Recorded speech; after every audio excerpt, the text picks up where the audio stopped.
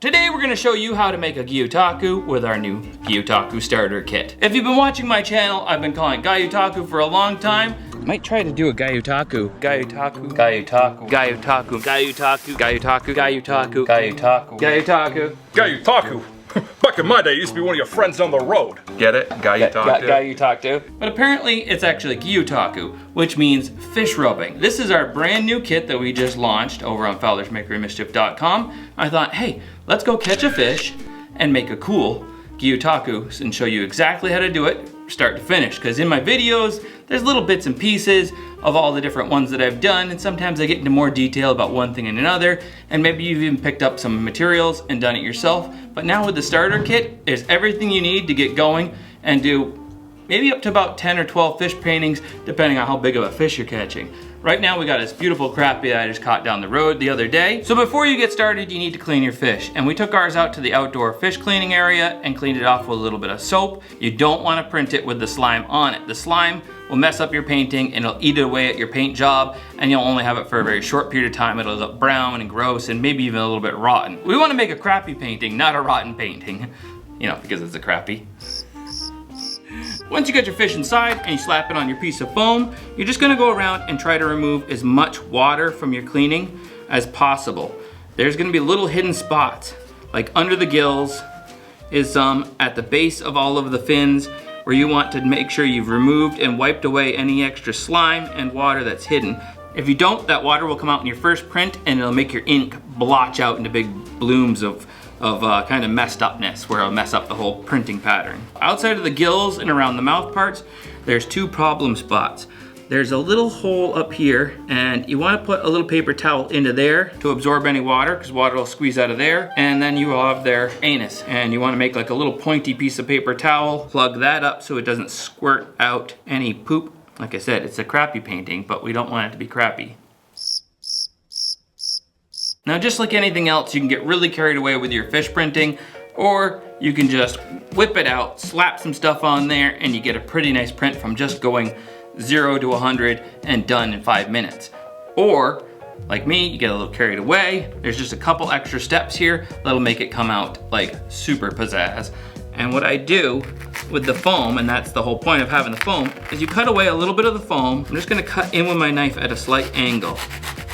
It's just so that the fish sets into the foam, so when you paint it, you're able to press down on the fins and get a nice imprint from those fins, and they don't push away from you and fail to print the ink. And now the fish is sitting in there nice and cleanly. Let's open up our kit and I'll show you what comes in your kit. The kit has pretty much everything you need minus the foam, and it's nice to have some scrap printer paper. You'll see what that's gonna be for, it's sacrificial. Inside your starter kit, which turned out pretty darn good. I love how this turned out. These are all prints from the last year. The lobster claw, all prints from the different fish from the adventures. The squid, the stingray, the striper I got, the bluefish from Nantucket, the trout from Vermont, all right there to inspire you and encourage you. And Psalm 91, beware the snare of the fowler, right there on the front. That's my stamp for the Gyotakus. Little piece of paper in there, which you can also use for your sacrificial stuff, so don't just chuck it away. That'll get you going.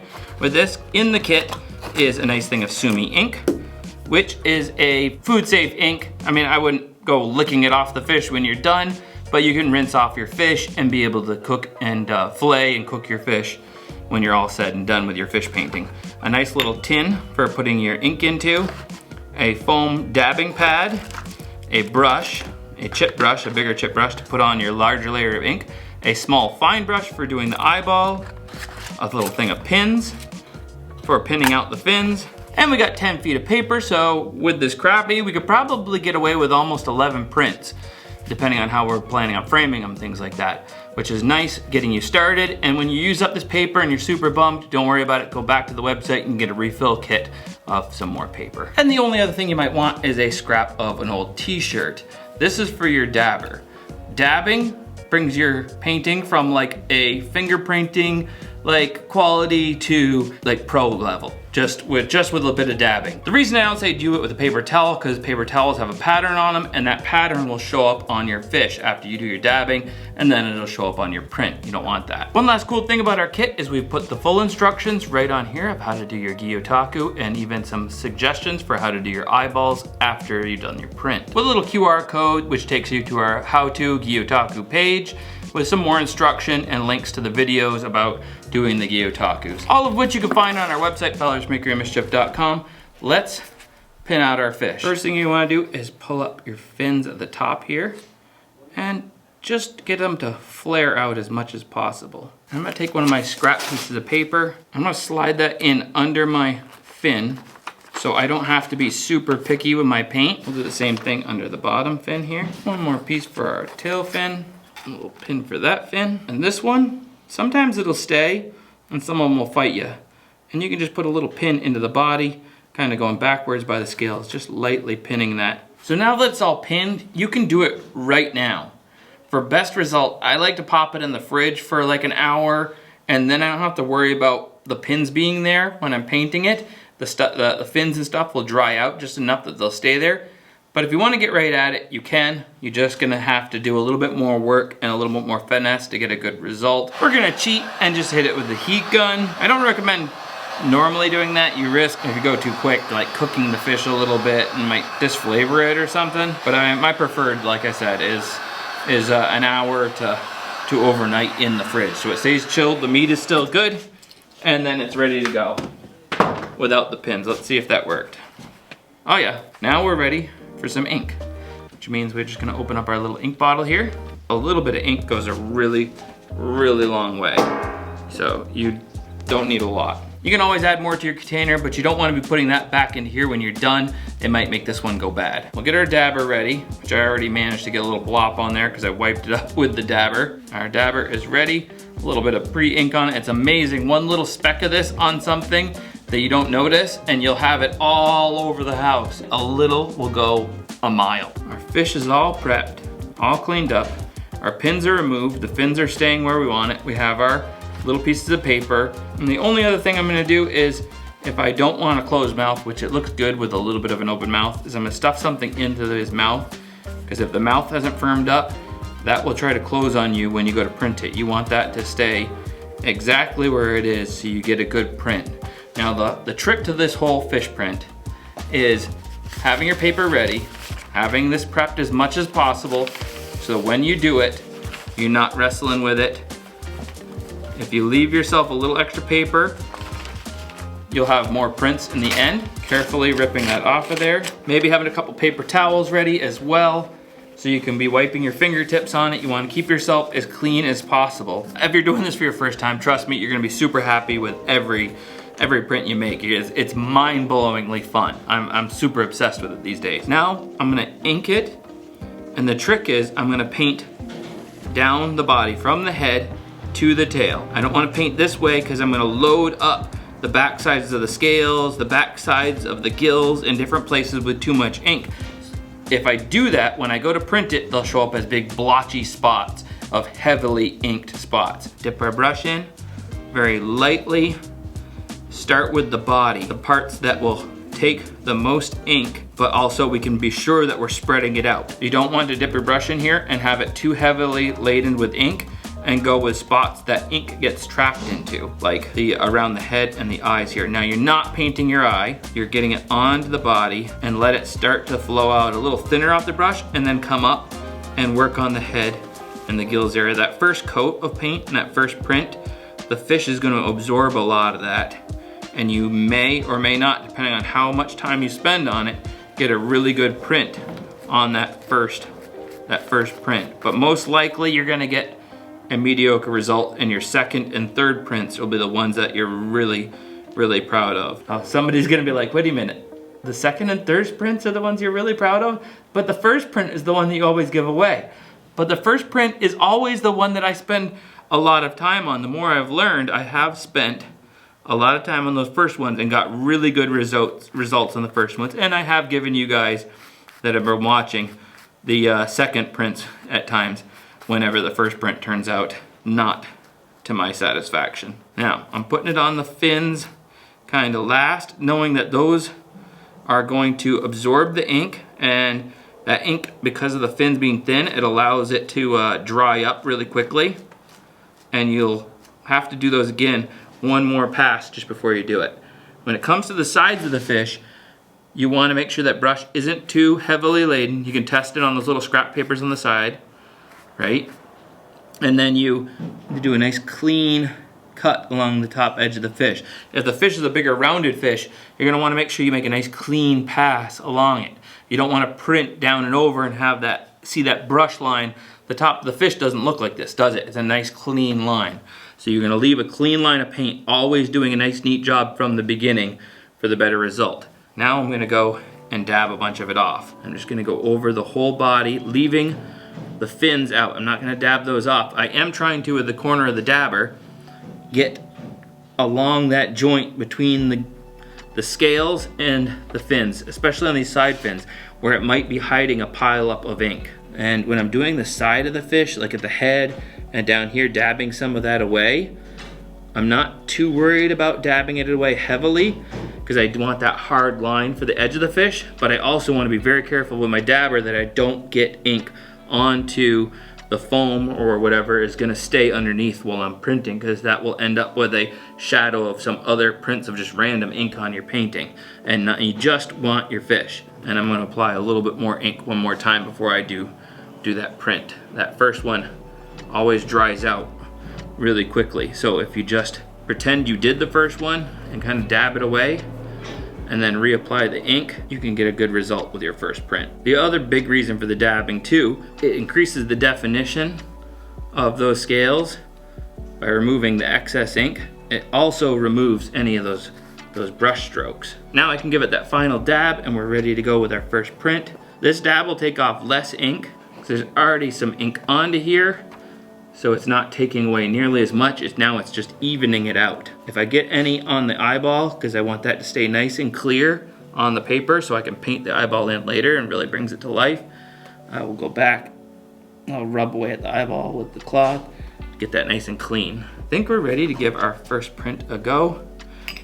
Now it's a little bit about finesse and speed. Get your papers out from underneath there, paying close attention to your little paper towels that you have in there, protecting the anal cavity, things like that, if you have to roll them over because they have some ink on them. If he's not been poopy, you could always take that thing out. Take our paper, center it over the fish, put one hand down on the center, and then just keep working your way out. I like to work my way up to the head and get the definition from the mouth, because even if the other parts of the body don't pick up the print well, it'll still look pretty good if your mouth and eye and all that stuff comes out really good. The trick is to keep moving and never lift up and come down and print some part of the fish twice. If you do, you'll notice that the scales have a double imprint, and that reduces the effect of how beautiful it can be. This little lower fin here, I'm gonna lift it up and pull it out on the fish. You're trying to get one single press onto the paper. And then on the body here, this body fin, I'm going with the back of my nail. You can see that coming through. That'll really show up really well. Bring it down to the top of the body and use the back of your fingernail to pick up that definition from that back fin. Moving as quickly but as efficiently as you can. So you don't want to let those fins dry out. You'll find that a lot of times you'll think you did a pretty good job, and you get to the end and that tail fin ended up like way drier than you wanted it to, and you're like, ah, it was almost a perfect print. So that turned out pretty good, and you can see a couple little things that will happen here with your first print. The body sucked up a lot of the ink. We got a lot of definition, a lot of light definition, quality definition here, and then we ended up with a little bit lighter here because the body sucked it up. Right here you can see the gill plate did have a little bit of extra water hidden in there that mixed with the ink and created a bigger blotchiness instead of a nice hard line from that edge of that gill plate. It still looks really, really good. Well, let's do one more print really quick so you can see the difference between the first print and the second print, and then I'll show you how to do the eyeballs.